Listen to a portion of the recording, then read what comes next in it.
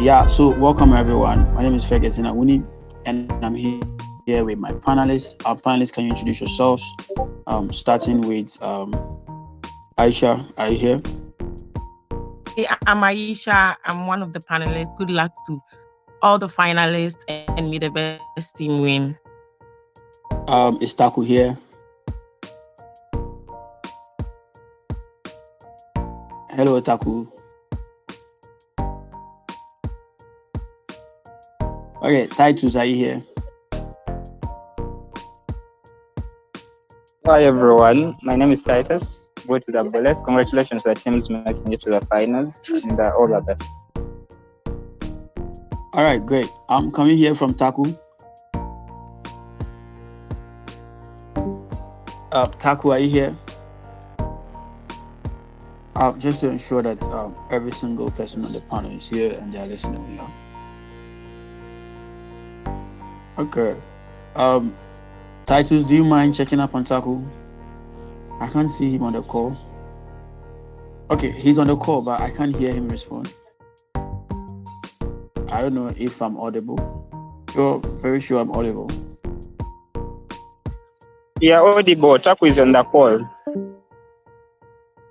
So I need to hear him to be sure he's listening to the debate.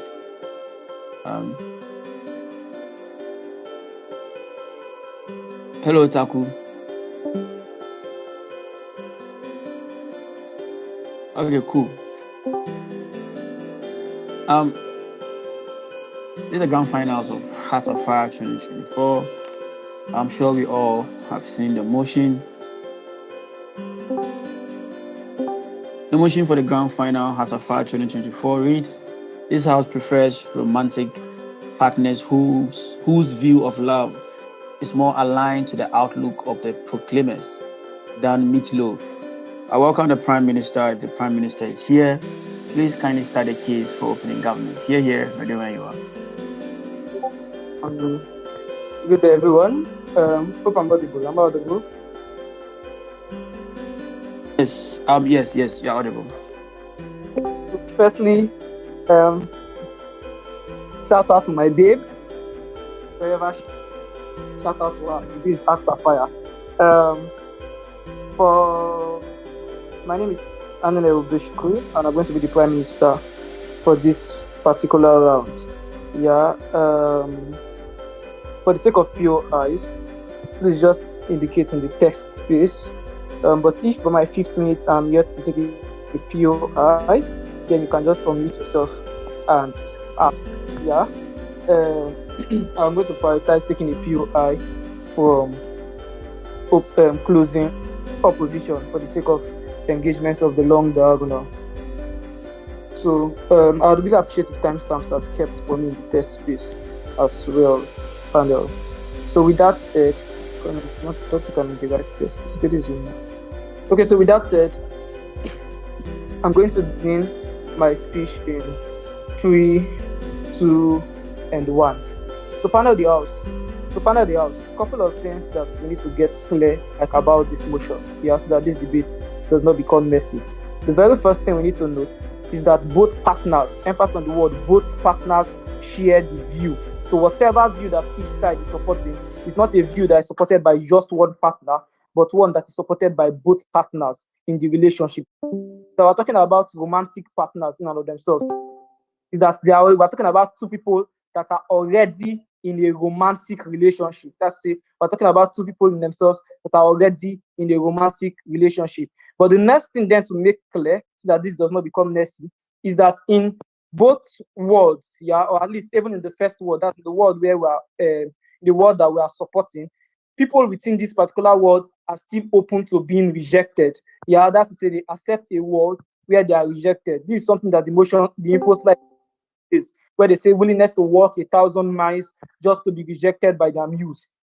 What this means is that they are less likely to want to do things that constitute sexual abuse in instances where they are rejected, because they understand that they've been rejected. But secondly, it means that they can leave when they see signs of them being rejected, like when it is stated clearly, or when they experience stuff that are in that line, stuff like domestic violence, etc., etc. So what is the metrics on which we think that this debate should be judged. We think that to the extent we're talking about a relationship, shut up first. To the extent where we're talking about a relationship, yeah, that involves romantic partners, yeah, we think that the two metrics you should use to judge this debate is one, what side best proves to you how comes, like in their world, the relationship lasts like longest or lasts for like a longer period of time. But two, what side how comes the relationship is one that is better enjoyed? Because I think that it's only in this relationship last one, but two, one where the relationship is enjoyed. It's only in that world that the primary actors, being the romantic partners in this regard, get the maximum form of self-actualization, of maximum level of fulfillment. So what's the first reason why we think our world in itself best, why we prefer our world, is because we think there's a kind of commitment and security that comes with our world. How so? In our world, the other person don't live their life trying to meet up to a standard that is set for them by the other party. Yeah, because in our world, they know that, see, I'm willing to do anything and whatsoever for this person, and this person is also willing to do anything and whatsoever for me. Right? And we think that in this our world, this whole idea of commitment that people have, and the fact that they don't necessarily have to keep on meeting standards, mean that they don't live with pressure like throughout that relationship. That whole idea of them living with pressure throughout the relationship, because when someone says, "Oh, there's one thing that if you do, I'm most likely not going to be able to continue loving you. I'm going to have to quit from this relationship." What happens is that it creates pressure. That feeling of additional pressure in itself is one that reduces the ability of that person to enjoy, at least compared to us that does not have that pressure, like in total. Yeah. But the next thing then is that within our own world, people or couples are more able to communicate or express their weaknesses. Yeah, because those weaknesses in themselves are not weaknesses that they are afraid that if they communicate to their partner or if they express to their partner would most likely leave them. The counterfactual world where people are less likely going to be willing to want to express their weaknesses, especially newly found ones, yeah, because they know that there is a likelihood that that weakness that you are going to be expressing could be the one thing that, like, what's it called, that your partner has already said, "Oh, once this person does this, out." Their biggest case, and this is tell you next, and this is the response down in their case to this idea. They would say things like, "Oh, before the relationship starts, both partners would already talk about that one thing that they cannot do." The reason why our case still holds firm, even despite that particular response, is because of the evolution of human beings and how you cannot predict things that happen like in life. So what it looks like is that people could go into a relationship having the idea that I cannot do this, like I'm not ever going to do this thing that this person says does not like. But different situations could occur in life. Different life-changing situations could occur in life. A new job, like moving to a new location, different things could generally occur that generally change people. Yeah, that generally change people. So what it means is that due to that existence of evolution, what it means is their own world in itself is still one that is particularly chaotic, because it does not cater for this whole idea of evolution of partners within this particular sphere of relationship. Why it becomes increasingly chaotic on their own side of the house is because it plays right into the previous point I made about partners not even being able to I'm not feeling fully comfortable to express their weaknesses. Before I go on, I'll take a POI. So what if that thing that somebody would not do for love is to tolerate abuse?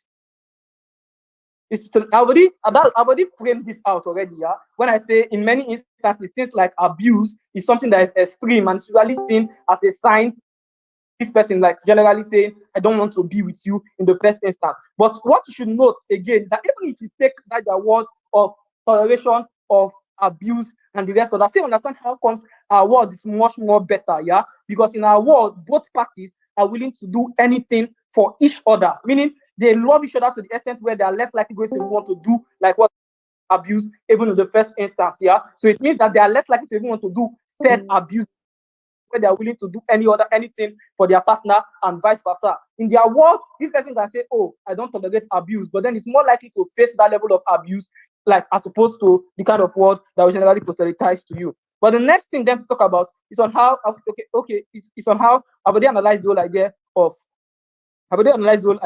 of evolution of humans, and how in their world, when people evolve and get new weaknesses, they're going to be less likely open to want to say said weaknesses to their partner, meaning that they're less likely going to enjoy the relationship. But secondly, is that their relationship is something that is most likely like not going to last. But the next bit of I will give to you is on how comes in our world, what you most likely have is unconditional love, yeah?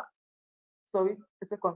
Okay, what you most likely have within the purview of our world is like a form of unconditional love, meaning the kind of love where people are more willing or more able to want to invest everything and anything into the relationship, but not just doing that, knowing fully well that their partner is going to also do the same. The problem with their own world, however, is that their world comes with conditions, meaning their world one that is transactional. The problem with that kind of transactional love is that people no longer have that incentive or that overriding incentive, at least not as much as they have in our world, to be fully committed to the relationship, because you are afraid that, yes, I might be fully committed to this relationship, and then, like, before you know what's happening, I do something and then this person opts out. This also comes as a counter to Kojo's POI, because at the first instance, this person's one thing might just be, oh, I don't want to tolerate abuse. But with time, there's no guarantee that that will continually remain the one thing, because it is very, very possible for evolution to occur, and that one thing changes. It now becomes problematic, because when that thing changes, actually, like, you can still cause the whole, like, cascade of harms that I already talked about, like, earlier on. Votes Oji. All right, thank you, Prime Minister, for the speech. Leader of opposition, kindly take the floor and state the case of all. Here, ready when you are. Please, am I audible?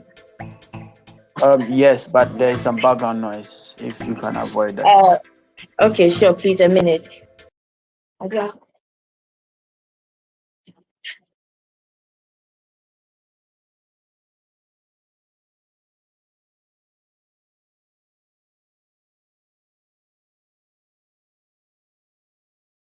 Chair, please, is this better now?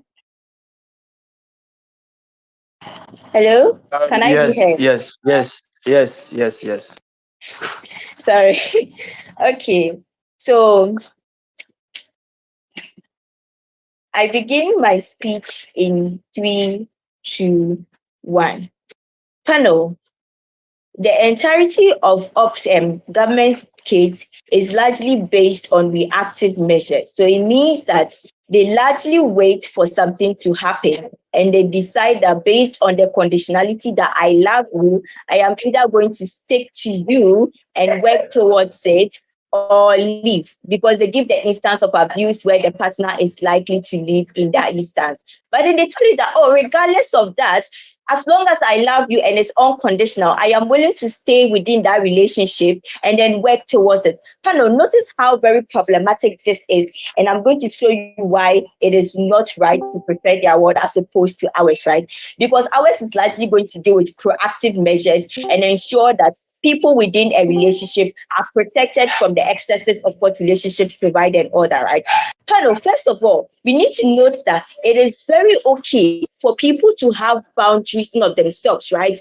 Also, we need to know that aside romantic relationship, people have other facets of their lives that are equally important or more important to them on a comparative level. Things like family, work, who's that? Religion, beliefs, and all that are things that characterize what an individual is outside of the spectrum of romantic relationships and all that, right? What you get from government bench is that, regardless of the other characteristics of your life, romantic relationships should be prioritized. They needed to show us how exactly all these other characteristics should be secondary when it comes to romantic relationships, and how exactly is it so paramount that the others are likely irrelevant or do not hold as much relevance in the lives of that particular individual because of the fact that they are in a particular relationship, right? So, panel, what is the first thing we bring to you? We tell you about the issue of boundaries, right?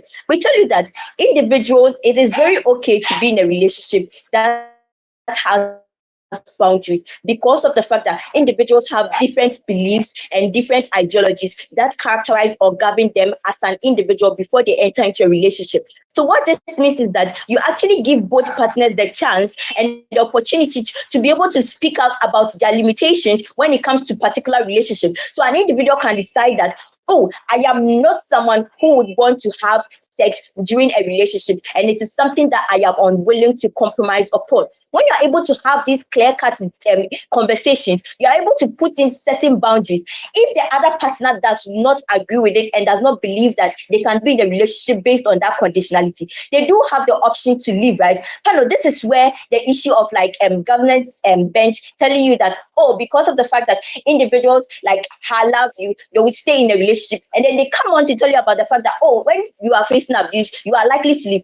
Not that they shoot themselves in the foot, because based on the unconditionality of love, there are numerous individuals that stay in very abusive relationships because of the fact that, oh, he might change, oh, because of evolution,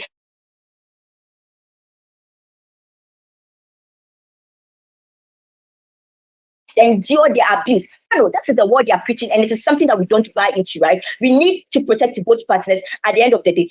Note that the issue of human integrity and dignity is also at stake, especially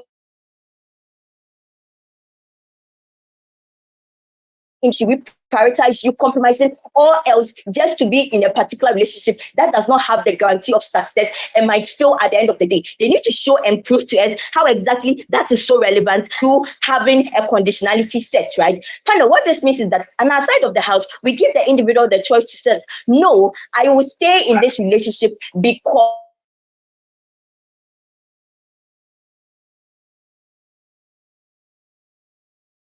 conditionalities that have been set, and then both sides agree and consent to these conditionalities to be able to stay within it. What this means is that communication is more effective because of the fact that both sides are more likely to be very expressive of relationship should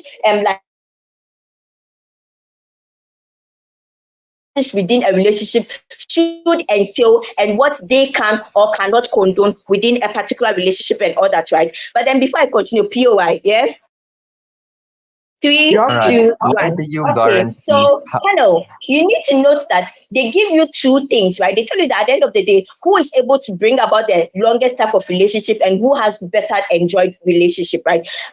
We tell you that one, there's actually what's it called, like individuals are able to stay in a relationship longer when they are able to have certain landmarks that they both agree with and can equally concede to, right? So if we are going to buy into their word and say that, oh, based on the unconditionality of love and the fact that love is so important that we want to stay in a relationship, I'm most likely going to compromise. Regardless, there is not going to be that equal compromise going to exist, because at the end of the day, one partner is more likely going to compromise than the other because of the fact that what I might hold so important to me that I am willing to compromise within that relationship to stay in that relationship might not be the same for the other partner. So it means that at the end of the day, one partner is actually doing more as opposed to the other. And notice that when this happens, there's actually going to be the likelihood that one partner is not going to be as happy within that particular relationship because the sacrifices they are making is actually more or like paramount as opposed to what their partner is doing and all that, right? Also, what this means is that the likelihood of them wanting to leave that relationship is high because one, they have compromised so much, their integrity has been diminished, their like dignity as a human being in of itself, and what characterizes them as who they are as an individual has been so diminished to the extent that that romantic relationship alone is not enough to hold them, or is not enough to be able to like keep them like relevant within that space. So what this means is that things like their self-esteem, their pride and things are going to be so affected that they might at the end of the day are more likely to resent their partner as opposed to wanting to stay in a relationship that continually expects them to prove themselves worthy of that love.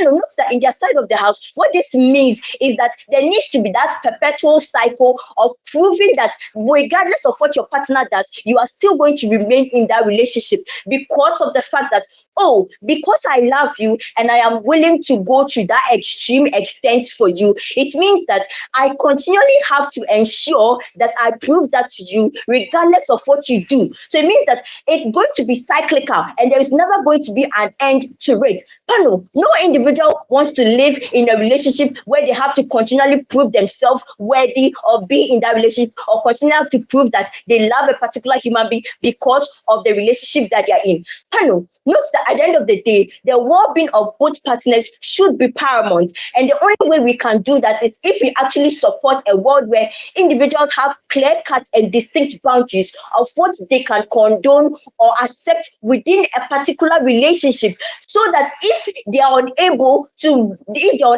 stick by that rules, they have the liberty to live, and they're able to at least have their integrity intact. Panel, note that at the end of the day, both sides, there is actually going to be hurt or caring, because regardless of how unconditional you love somebody, at the end of the day, if the relationship will end, it will end. So that shouldn't be the ground base here. At the end, but then what we do is that we actually protect our people more, because the likelihood of hurt is less on our side. Why do we say this? We say this because when you put in so much and you go far and beyond to prove your love to somebody, and then the relationship ends, you are more likely going to be devastated as opposed to someone who actually had a boundary that they did not cross within that particular relationship, proud to oppose.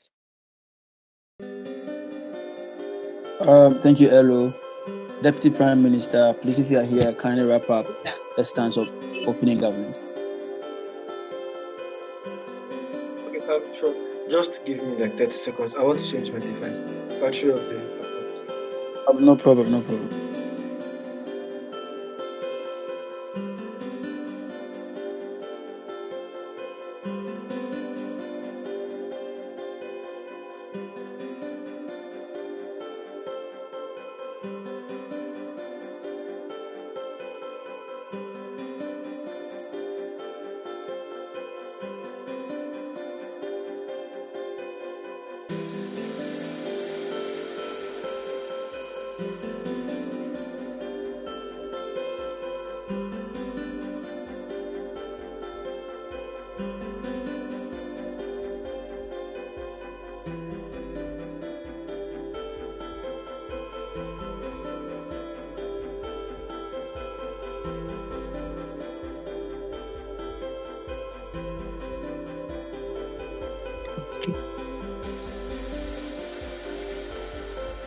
Chair, am I still audible? Yeah, you're loud and clear. Chair, please confirm. Okay, sure. Sorry. So I'll be taking POI in verbally, please. You're saying something.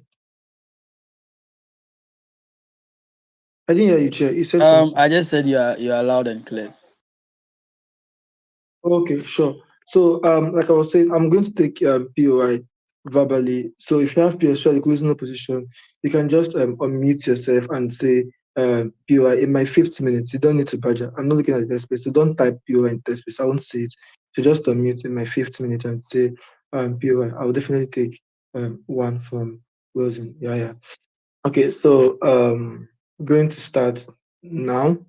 Panel, at the end of the day, we think two things becomes very, very fundamental on who wins today's debate. One, in what world does the both parties enjoy like that exclusive or enjoy those kind of self-fulfilling relationship, and also a long-term sustainable relationship in those instances? Because we think one of the misconceptions that you get from LO on her argument rather is on the idea of trying to make it seems like it's one party from the relationship that's going to spend their whole life trying to love the other person unconditionally and all that. And we think that's where the whole problem comes from in their argument. Right? We think when it becomes that way, it becomes very bad, which I'm also going to show you in the top part of my speech. Right? So first argumentation or the first response that you get from her on our argument is on the idea of commitment and security. They give you an argument on the issue of boundaries, right? Where boundaries, it's very, very important, where you need to set boundaries and what governs before you go into relationship in those instances. Three responses on this, on why it doesn't overrun our arguments. One, even my Prime Minister tells in his speech that human evolution is something that is very important. You can set boundary at the start of relationship that maybe you are not somebody that likes maybe sex early in the morning or whatever it is or whatever it may be. Like some of those boundaries that is at the start of those relationships. I might accept to be in it at that particular moment because it also suits me, or I feel like I can adjust to it. But because of other external forces or arbitrary forces that you can't control, things like your job changing, your schedule changing, and all that might mean that you can no longer fulfill some of those obligations or all of those particular boundaries or standards that you accepted at the first time that meant it was easy for you. What it therefore then means is that your partner can no longer stay. It becomes a justified reason for them to say, well, since you're no longer fulfilling all those things accepted in the start, it means I can't stay in this relationship because you have broken out all of those boundaries that I set at the start. Why it now becomes very, very problematic is because it doesn't create that emotional security around relationship, that even in as much as maybe when you start changing or when you might want to change or try out new things in your relationship, your partner is not going to allow you. So that idea of emotional security is something that is very, very important. Why is it very important in these responses? Two things. One, it simply means your partner don't get to enjoy that relationship or marriage because they spend their whole life trying to please you or trying to make sure they maintain such kind of standard that exists in those kind of relationship. And why we think it becomes very, very bad is because we think relationship is two persons trying to learn and unlearn their weaknesses in those instances. So what it means on the second level of response is that your partner cannot exhibit their weaknesses because their weaknesses or their like their weak points, right, might be something that they're setting so much boundary on. Maybe it's something that have evolved and it's become their weak point, so they can't still involve or they can't still express rather who they are, because expressing their weakness or expressing who they are is antithetical to those standards you have set in those kind of instances. So we think those kind of emotional security don't exist in those kind of relationships. So you end your whole life trying to maintain a standard that have been set by somebody. You don't express those kind of love that exists in those instances, right? Then the second thing that it now tells you is on how it becomes very, very good for that particular person. When you set boundaries at the start, it simply means you can avoid things like domestic abuses and all that. Panel, here is what you get from the Prime Minister. That you are in an unconditional love doesn't mean that you have to accept or condone abuses. No. But rather, what it means is that you are there trying to maybe work it out, right? Two things like communication. When you love somebody unconditionally, you might get to understand maybe those abuses or whatever it may be or not be comes from maybe their weak points or all of those particular things. We don't think it becomes very, very bad for them to push that obligation to us to defend being in an abusive relationship because it's very, very unconditional. No, we think if something becomes life-threatening to you, no matter how conditional it is, the person leaves that relationship. So because you love somebody unconditionally doesn't mean when the person emotionally abuses you or physically abuses you, have to stay there. No. From our own side, what we argue is at the start of the relationship, somebody sets boundaries or tells you these are my strong points or weak points and things you shouldn't do or do. Rules and regulations that go for. We think relationship doesn't have rules and regulations that go for. Why it is so from our own side is because people get to learn themselves. Communication exists. You can only communicate with somebody that you love unconditionally, because when you communicate with them, it simply means you can see their flaws and their weak points and all that. You think this is something that becomes very, very important in those instances, right? Before I go into my substantive any POI from closing. Closing POI 3, 2, 1, go.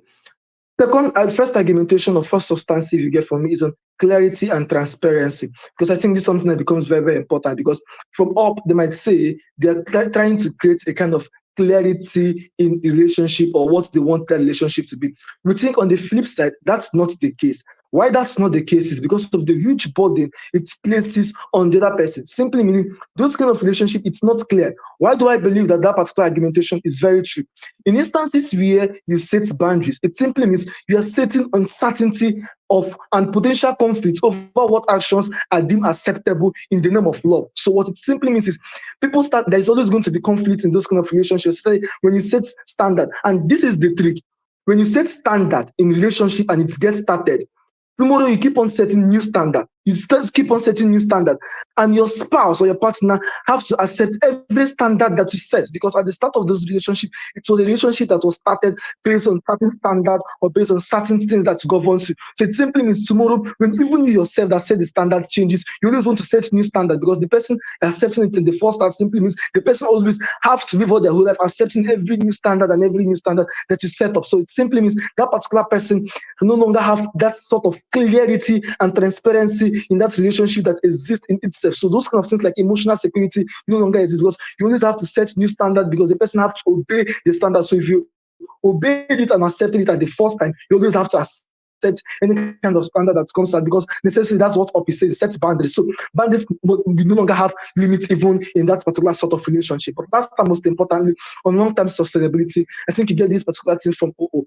on where on which particular side of the house gives you that long-term sustainability and self-fulfillment. From opening governments, what we posit to you is that we tell you we get more sustainability from us. Why? Places. One, there is level of emotional security that comes from it.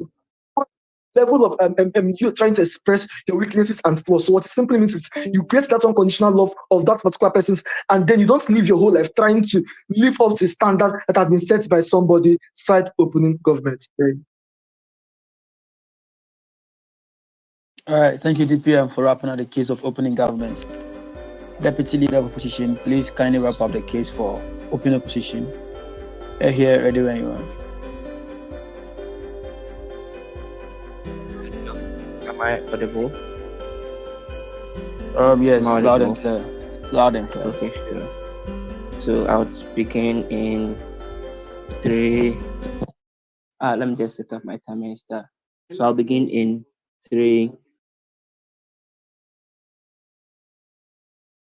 I hope I'm still audible before I start.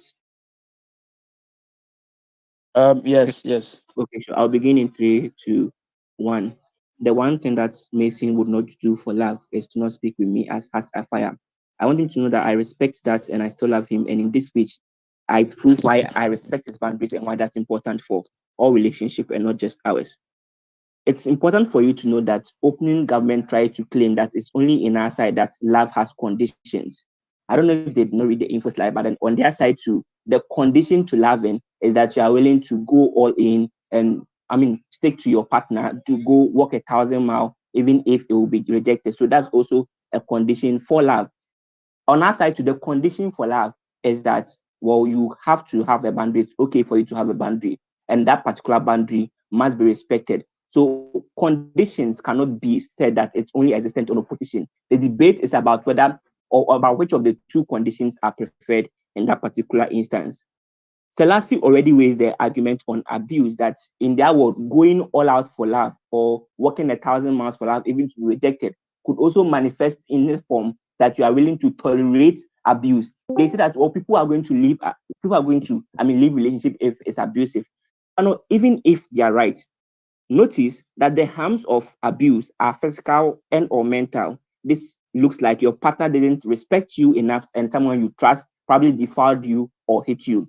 This particular mental harm is no different from every other single wrong thing that your partner does against you, that goes against who you are as a person, that goes against your religion, that goes against your family in that particular instance. So even if they claim that abuse will not exist on their side, the same mental health or the same mental hurt that comes with abuse also exists for all the single times that your partner necessarily does not goes against the kind of things that you respect. So all of those things are still consistent. In that particular same regard, we take over because we take over the debate because we prevent people from getting hurt in this particular instance. I will just engage like some of the other extraneous things that they mention in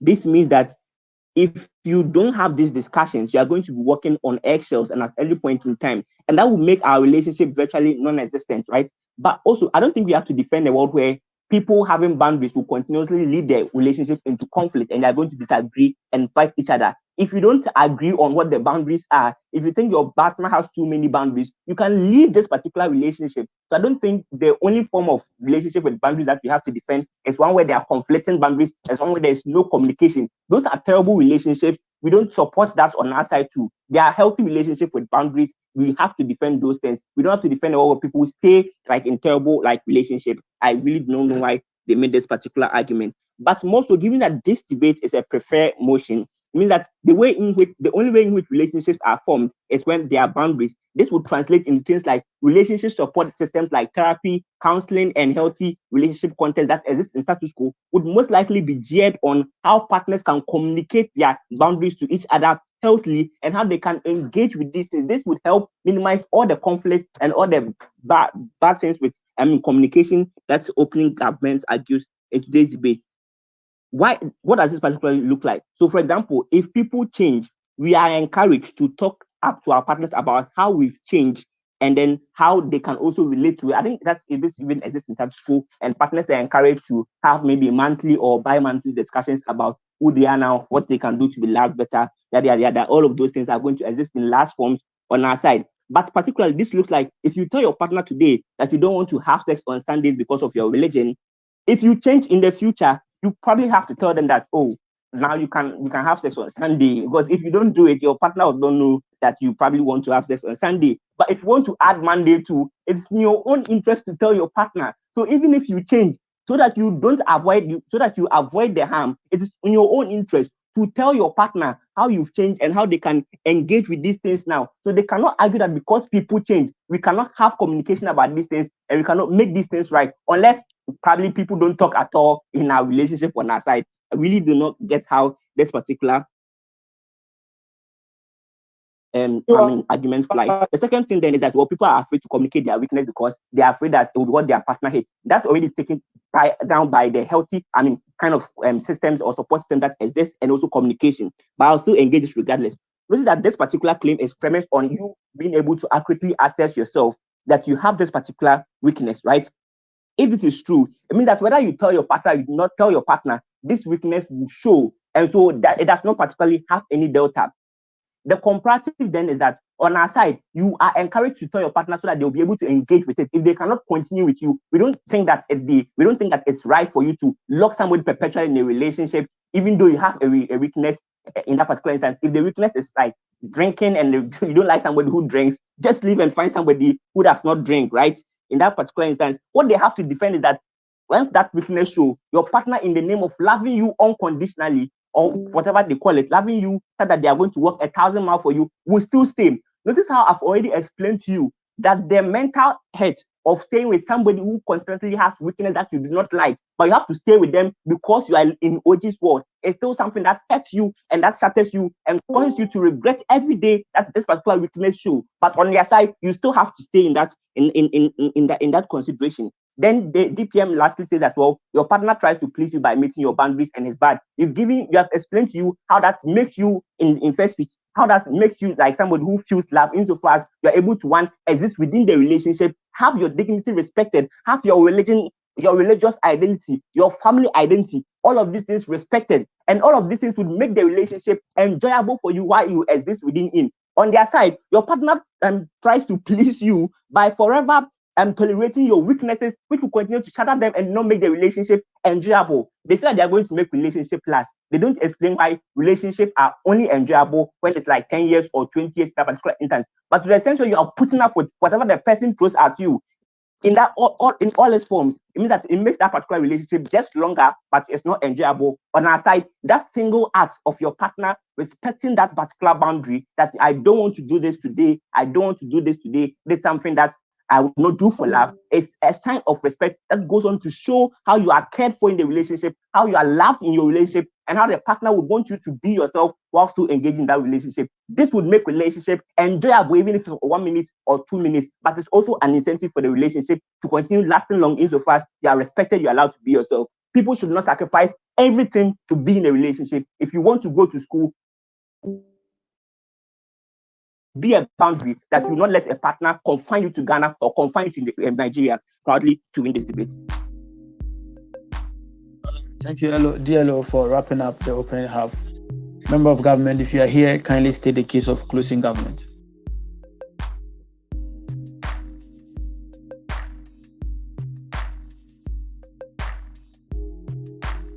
Member of Gov is here. Am I audible and clear?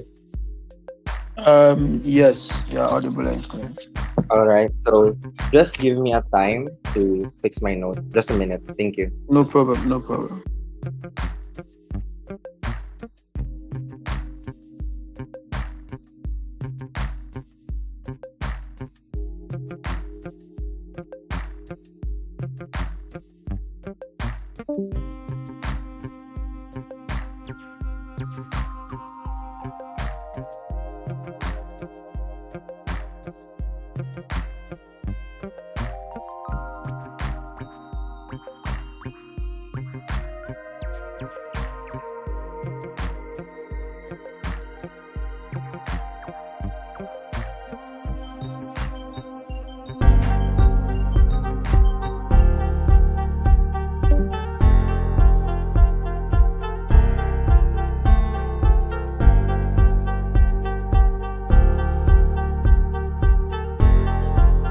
MG.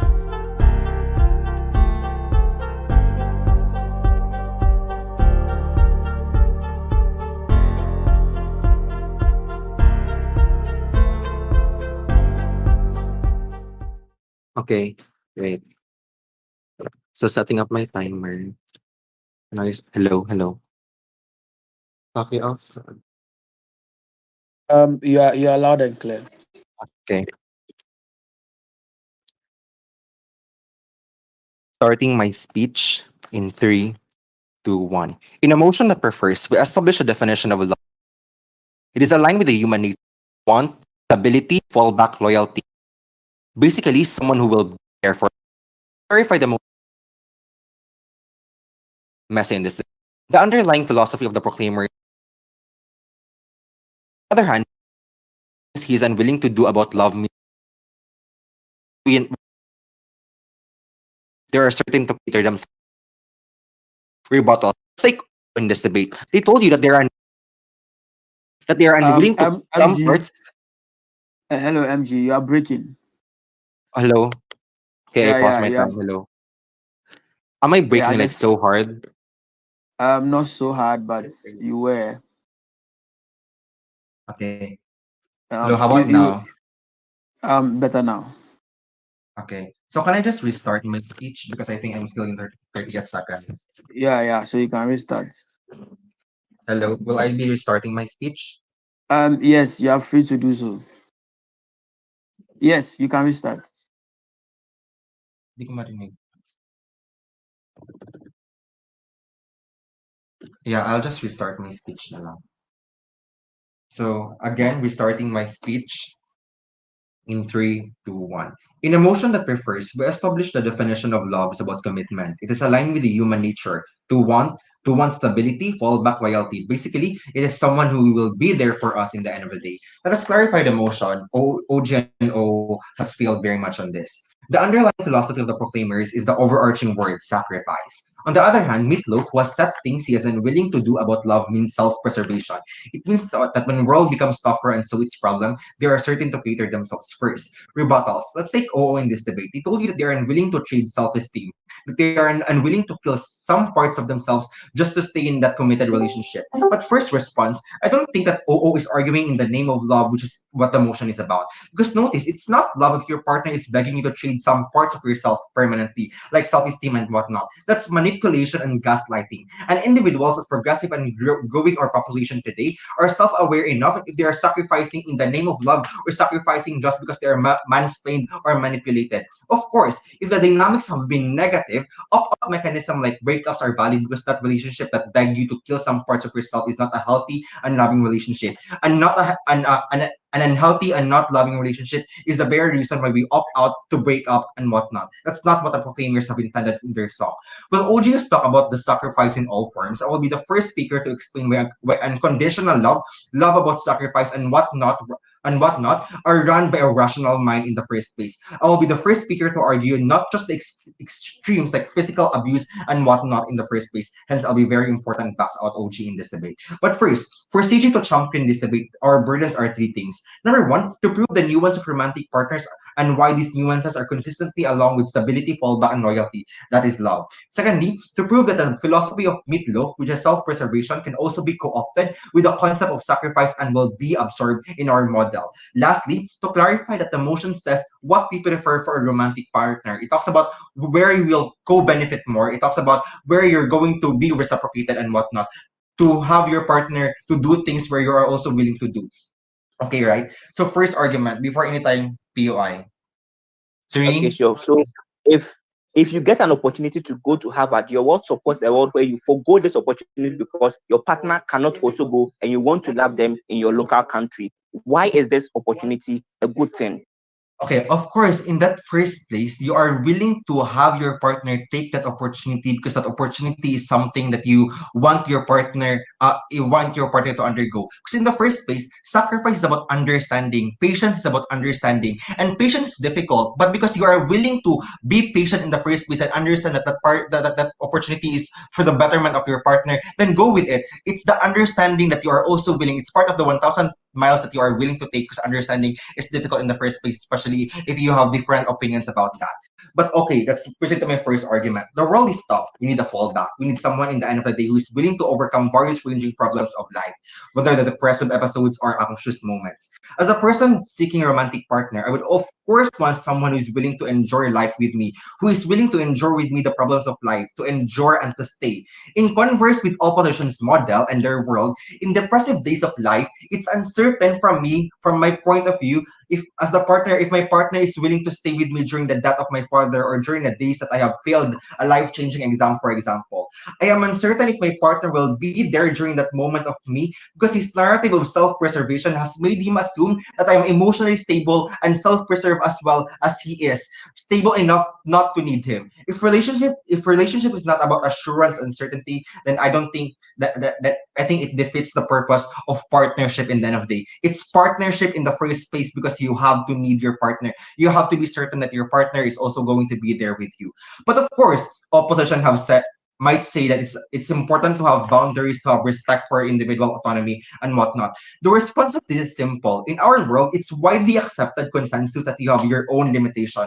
Of course, as a rational being, you know what you can do, and as a human being, you know you have human limitations. Because your willingness to sacrifice doesn't mean that you are morally and rationally corrupted. Of course, you won't kill for love if not for you and your partner's defense. You won't sell drugs, for example. You won't resort to abuse and whatnot. Moreover, you also get tired. You also need rest and whatnot. Closing opposition might argue this. But of course, if you are tired and needs rest, I won't ask you to carry a load of garments for me or sacrifice your sleep. Because this is partnership. This is understanding. And understanding is one of the 1,000 miles I'm willing to undergo. And that's patience. And patience is difficult right now, especially if there's a lot of difficulties in life, right? But patience are one of the 1,000 miles that I'm willing to do. I understand that you can maybe commit this, or you can't be with me right now, or maybe for rational reasons, because these are the 1,000 miles that you're also willing to understand, that you are willing to be patient and understanding in the end of the day. So what have I proven in this argument? I have proven that a person should have a romantic partner who they know is willing to to surmount summits of problems with them. At the same time, someone who will still have their sense of self in the end of the day. But also, committing sacrifice won't make you this already no POI already. But committing sacrifice won't make you disadvantaged, because relationship is about interdependency and reciprocity. Again, it won't make you a disadvantage if you commit sacrifice, because it's interdependency and reciprocity. This leads me to my next argument. Well, you sacrifice for someone, you don't exist in isolation. What does this mean? It means that it's a collaborative effort to overcome depressive moments. If you have a partner who subscribes to Meat Loaf, it forces you to be responsible. It forces you to be self-assured at best.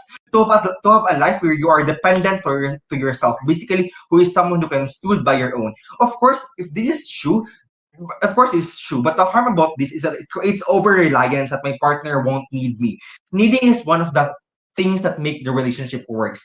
If we take this component away and absent the relationship, it defeats the very purpose of why we have partnership in the first place. It defeats the very purpose of why I have partnership with you in the first place. Because we understand that love is interdependency and reciprocity. As a person seeking a romantic partner, I want my partner to need me. At the same time, I want them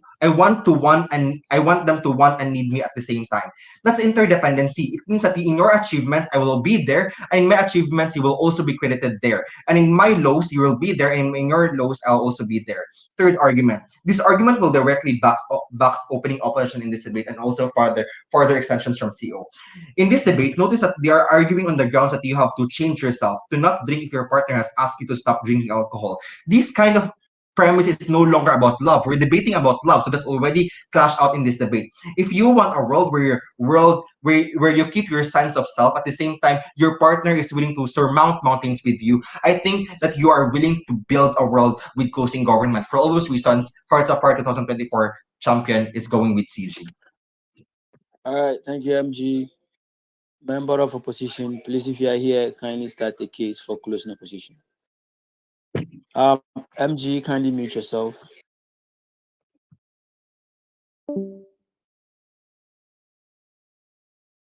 Am I audible? Yes, you're audible. Okay, just a minute to start my timer. Let's see. Okay. So before I start, just would love to shout out to my partner. Thank you for carrying me throughout the tournament. I'd like to shout out to my Valentine for this year, Jesse.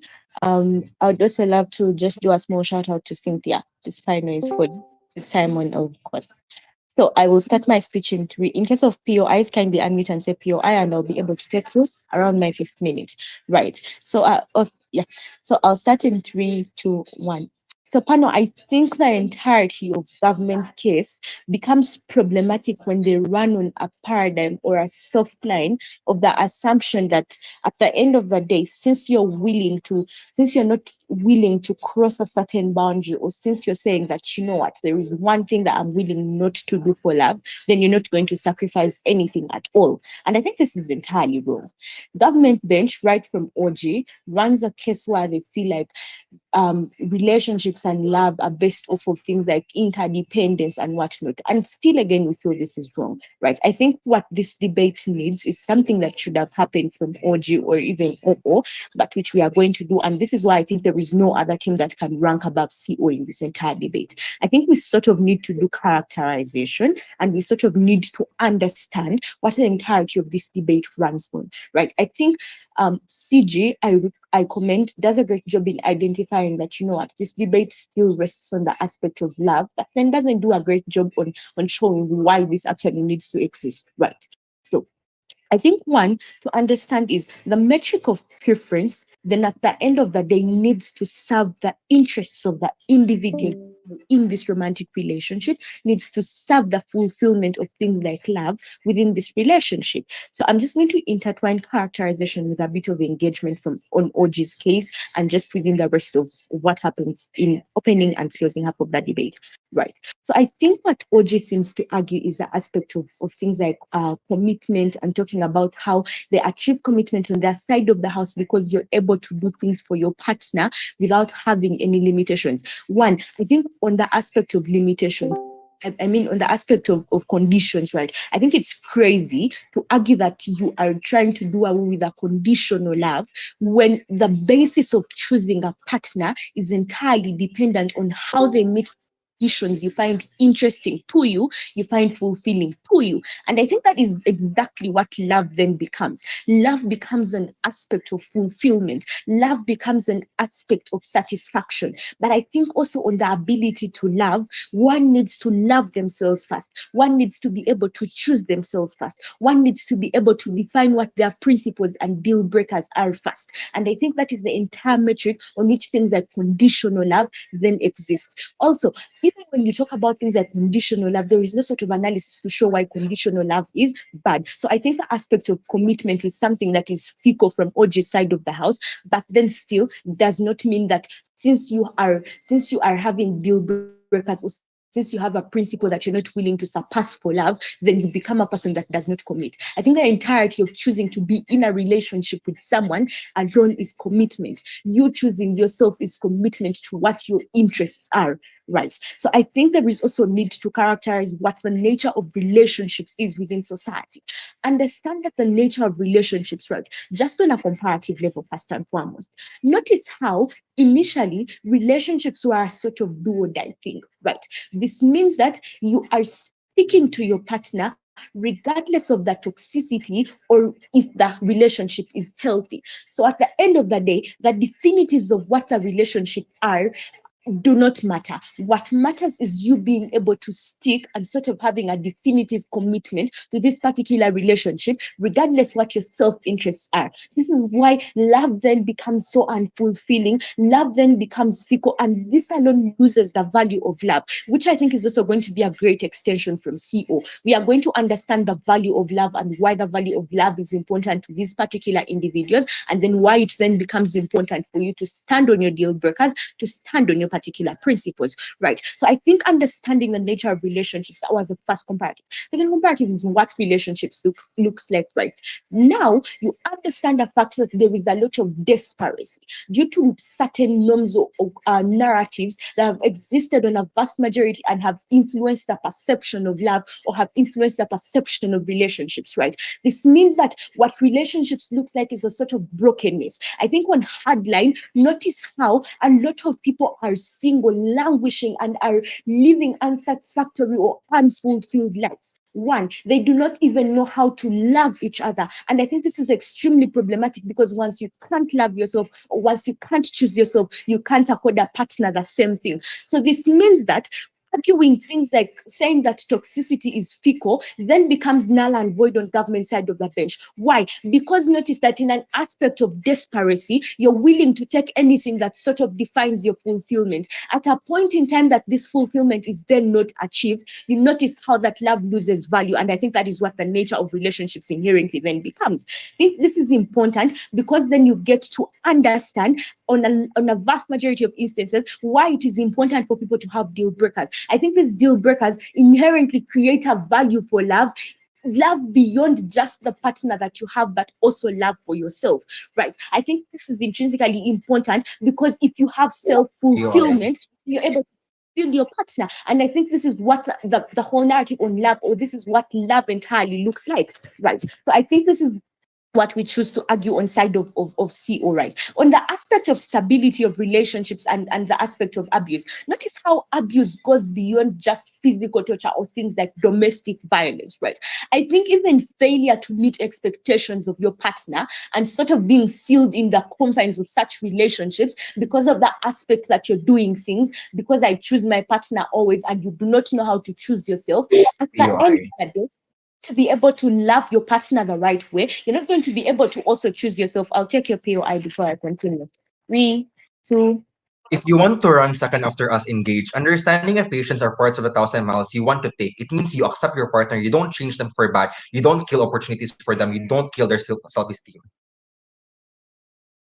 One, just on the aspects of self-esteem and self, the entirety of this debate rests upon things like the value of love, but then what then brings the value of love? And I think that is what you should be arguing from government side. You need to show us on government side how that value of love is still achieved when people lose themselves, when people cannot choose themselves, when people do not have self-actualization, right? I think even when you argue things like how relationships are sort of interdependence, I think this is also fecal, right? One, relationships are sort of acceptance and a sort of acceptance of each other, right? I think relationships go as far as complementing each other within these particular situations. It's not just a matter of interdependence, right? I think interdependence then just shows you how there is a concession to argue things like conditional love, because interdependence means that you're giving in expectance of something. And I think love is more of a complement, right? What do you add on to someone? What do you develop someone with? And I think if you can't develop yourself, if you do not have self-realization, then it is extremely difficult for you at the end of the day to contribute that much to your partner. And that again still draws back to the fact that you're creating a loss of value for what love is, which is something that you seek to protect in of the house, and which is a concession you have on our side of the house. With this, I beg to rest.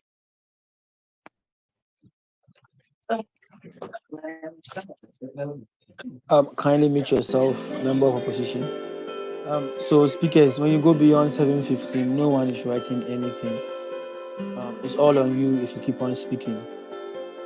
All right. So government with ready where you are. Thank you. Wrap up for CG. All right, thank you. So for POI, you don't have to raise it through voice or through chat. I'll be picking one POI in my speech anyway. I think that OO and CO is wrong because they immediately assume that romantic partners lose agency in our world the moment they have the similar outlook as the proclaimers, and it's a blatant generalization. Ultimately, most teams are losing because they argue only on the extremes. Either you have a romantic partner who is willing to sacrifice everything regardless of toxicity, or someone who has like all these boundaries. That is wrong. Our case in CG is the only true case because we're able to argue on compatibilism that secure persons can commit and still remain rational and have agency by themselves. And that's the partner that you prefer. When thinking of what a romantic partner you prefer, you are thinking of your goals too. If someone's outlook is similar to the proclaimers, willing to do efforts, sacrifices, etc., that's what you prefer. You don't want a romantic partner who feeds you with a seed of doubt that will only grow and fester. When thinking of this very outlook of a romantic partner, it comes necessarily consistent with what a secure person is. Only a secure person knows love is giving because he or she is already stable to begin with, and only secure persons can say things like, they are willing to walk 1,000 miles to be there for you. People who are supportive, assuring, and giving are people who already understand that there are limitations that are non-negotiable, limitations that that are still there, but they know that they can give what they could give to you. And I think that's a very clear thing. Now let's look at OO then. I think when they talk about boundaries, when you think of this very argument, right? When a romantic partner tells you that you can walk 1,000 miles, it doesn't mean that this particular romantic partner would lose agency or doesn't have that agency anymore, and you would also lose your agency. That is wrong. You are more likely to actually respect each other and respect him because he is the one who is going to assure you, and very similar to the Proclaimer's outlook. And people don't lose this level of rationality just because they fall in love. Boundaries and communications are not exclusive to OO. Secondly, OO argues in terms of compromises, integrity, dignity, etc. Understand that self-esteem and security is better when you get a romantic partner who assures you always. Therefore, this idea of perpetual action is not entirely bad, especially if it's a perpetual action of assurance. People naturally forget, for example, or get influenced by media, news, friends, etc. But asking assurance from a romantic partner, and a romantic partner who's going to give it perpetually, is a natural thing, and it is not bad, and it is not necessarily equal to proving themselves again from zero, but rather you only need assurance and someone to remind you that this relationship is going to work, and that's what you need. Now, CO came on the debate trying to give us things like, number one, this looks like sticking regardless of toxicity, etc. That is a wrong case. That is a slippery slope. People do not stay on manipulative relationships. That is widely accepted consensus and is out of the debate. Secondly, they said, you have to have a partner who prioritizes themselves, etc., loving yourself, etc. When you get a partner who is willing to walk 1,000 miles or more, for example, or have that similar outlook, it means that person themselves are people who have already loved themselves, because only people who have loved themselves are willing to do that as well, willing to give to people because they're already complete. And you want that security in a relationship where you have someone who's already self-secure, for you to have that relationship as well to them, for it to be self-fulfilling. Taking OO right now. OO. RCO. So, panel, first of all, CG is not being comparative. You can be emotionally available and have the patience and understanding for your partner, helping them on both sides of the house I don't while necessarily having think that would boundaries. necessarily right in Engage. this case, because it only came in our case on how compatibilism looks like. Most of you argue only on the extremes, that it's either you stay regardless of toxicity, or that you have all these levels of boundaries, and not necessarily able to have this particular specificity that you could be there, or provide this perpetual assurance. You weren't able to argue that, and you're not going to win by that. Now let's look at the issue then, the sustainability of relationship, because OG argued on this level of unconditional love, and Up talked about this idea that transactional love is something that we have to have. But CG is the only true team that's been able to characterize how a realistic, secure partner is. Someone who is committed, someone who is self-secure, who is compatibilist, who knows this widely accepted consensus on things that are not supposed to be done and things that are supposed to be done. Therefore, if you have this type of love, these people are people who are willing to give, willing to commit. This is the people, the romantic partners that you have to prefer, because these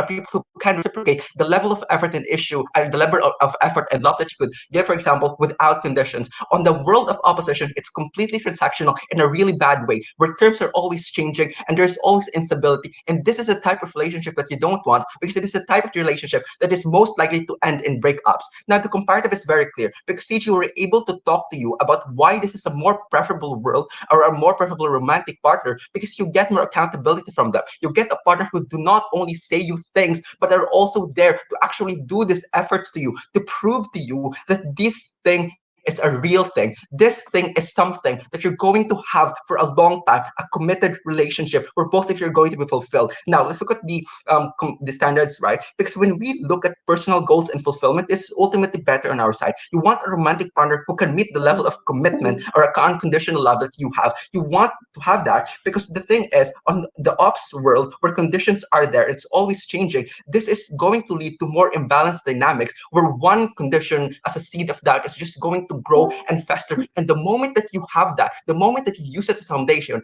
is the foundation that's going to break ultimately whatever you would build on top of it. And that is not the world that we want to live in. We do not want the type of romantic partner. Secondly, let's talk about the value of love, because on Gov, we're able to argue on this level of unconditionality, but that this particular partner doesn't mean that they lose their agency, because that means that you are manipulative, and we do not want that. Secondly, on Op talks about something that's going to be conditioned or whatever. But the thing is, when we talk about love, it talks about security and stability in this romantic partner, and you prefer them because of that. It means that this person is going to give freely, not someone who's ultimately at the end of the day only self-serving, and it's not the type of relationship that you want to have. Talking about OG talked about evolution, but argued in terms of like unconditional love, etc. I think this is very vague, especially how this affects you as a partner in terms of your future thinking, goals, formation, and value of love on basis of rationality through compatibilism. This is only unique on the new layer that my MJ was able to talk about. Secondly, OJ talked about boundaries, but understand that this widely accepted boundaries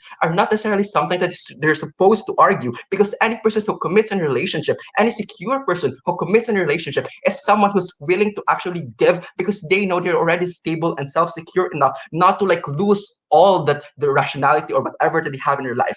Thirdly, CO talked about self-actualization, but this was actually under-argued, and this is not exclusive to their side. You don't only get fulfillment when you have like this like level of like boundary, and even this specificity of how this boundary necessarily looks like or affects is not even specified by them. Therefore, it's only preferable, it's more preferable for you to side with our world where there is more interdependency, which is like the most realistic thing, closest to love, and something that we're able to argue like really well. Thank you.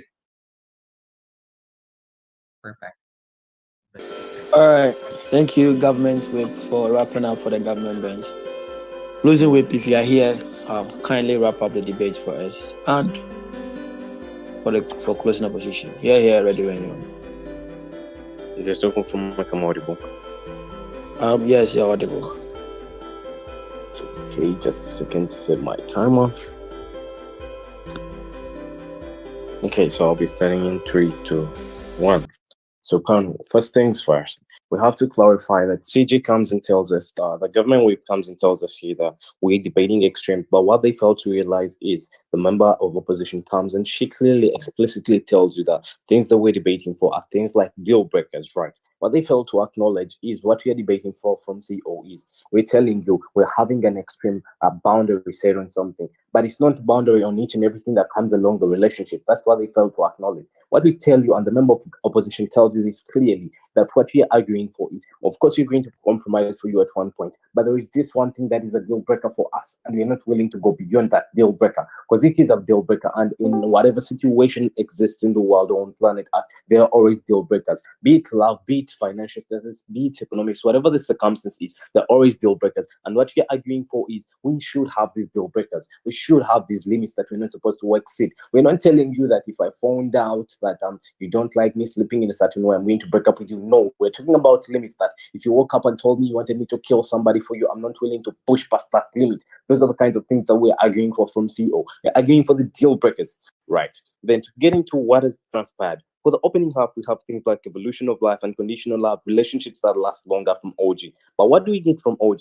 All tries to respond to things like this, and they tell them for relationships that last longer, we're not looking at long-lasting relationships, but we want relationships that are actually going to be more beneficial, more productive, more filled with love. And we want to, we kind of consent to the OO on this, but why we win over this point than the OO does. OO just tells us that we want love-filled relationships, but they don't show us how this happens. How this happens in our world is that we're going to show you that if I know that my partner is not willing to kill somebody for me, or if my partner is not willing to go beyond certain limits, and this is their deal breaker, of course I'm going to go into that relationship and love them unconditionally, because I know they can't do this for me, and that is justifiable. There is a justification to as to why they can't do that. That doesn't mean I'm not loving them unconditionally. Yes, that is literally, there is a limit. It's just a deal breaker, and I also have my own. And if they both consent, or we both consent, and we come together to a consensus that if I do this or if you do this, this is what we shouldn't do for each other, and this is what we agree upon. Of course, we are going to overcome whatever else comes along the way.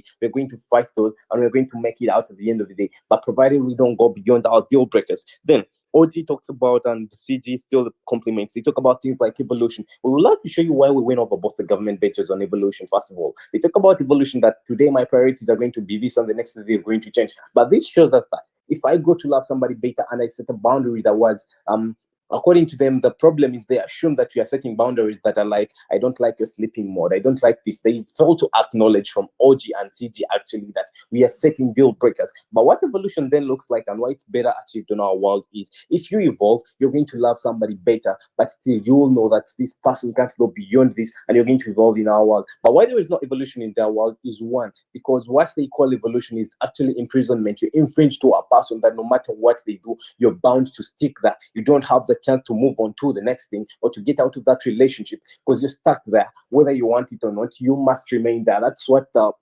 government case looks like. Secondly, they talk about things like emotional security. We want to show you that there is no emotional security in whatever the government bench the government bench talks about, because what they talk about is you're going to be sure that this person is going to do this or go to these extremes for me, but that's not emotional security. Why is that not emotional security from our world? Why is not that the case? Because we're going to see that even if I don't consent with something, I'm going to be forced into doing it whether I like it or not, because I want to show, oh, I want to satisfy this person's desires, and even if I don't agree with a certain ideology or a school of thought, I'm forced to buy into it. And that is not emotional security, that is emotional imprisonment in actual sense, because even if my emotions don't agree with it, I feel I'm bound or meant to do it whether I want to or not, and that is not valid, and we win over that. Again, they come about CJ talks about things like self-esteem and how they better achieve it in their world. But there is no self-esteem being achieved in their world. Why? Because I feel even if I don't agree with something, I'm bound to give it to my partner because they want me to do this for them. Even if they wanted me to kill somebody for them, I can't say no to them because I feel I owe it to them to do this as a must. So that is not self-esteem in any one world. But where we get self-esteem in our world is, if I know I can't kill somebody for you, no matter how much I love you, at the end of the day, what is going to happen is I'm going to have my self-esteem at the end of the day, because I know I'm not going to do anything detrimental to my life. As we tell you that for you to love anybody else, you ought to first love yourself in the first instance, right? Secondly, we go on to things like communication that transpire in the opening half, but nothing relevant is really created. But what communication then we win as CO on communication is, other than the other benches, and what to show you how communication is going to be better in our world is, we see that when we talk about communication, I'm going to be able to tell my partner that, yo, look, this is the deal breaker for me and we can't go past this. You shouldn't exceed these limits because this is something that I can't handle or you can't tolerate. And the other person will tell me the same thing. But in the instance of the world that the government bench creates is, they're thinking that you're going to compromise. So even if you come up with something and I don't agree with it, I don't have morally the right or the authority or even the obligation to tell you that I don't agree with that, because I'm supposed to buy into every school of thought that you have, because you feel like, yes, I'm supposed to love you indefinitely no matter what happens at the end of the day. And we feel this is very problematic, and we feel CO wins on that argument again. So what do we bring for you to you from CO? We show you things like growth and development are going to happen on our end of the world. How are these things happening? Because if I know I'm not willing to kill for this person, if they're trying to push me into actions that are unjustifiable and I feel I'm not okay with, I'm not going to carry out such actions, and this is going to give me room for development. Why? Because if this relationship is no longer satisfying for both of us, or we can't live with each other at the end of the day, I'm going to move on to the next thing that is going to probably develop me into a better world, into a better person, give me the chance to evolve and grow and become a better person. Then what is the problem with the government cases bench? They neglect things like self-awareness. They neglect things like fulfillment. Because at the end of the day, these relationships, of these romantic relationships, are supposed to be fulfilling for the partners at the end of the day. So if I'm fulfilling one's obligations when mine are not being fulfilled, or if I'm fulfilling their obligations or their desires at the cost of mine, then there is no actual fulfillment at the end of the day. And this is something that makes us oppose this narrative or this resolution at the end of the day. Then we go on to things like choice that come out from the opposition, opening opposition. But why we win on choice is they don't show us how deep this goes. They don't analyze for us or give us a metric on how the choice works. But what we show you is the choice is going to occur in a place where I know I can't do this for you. No matter what the circumstances are, I'm going to have a limit to what I can and can't do for you. And that shows you that my choice is still very validated and very righteous and self-approved. With that, I beg to rest. Thank you.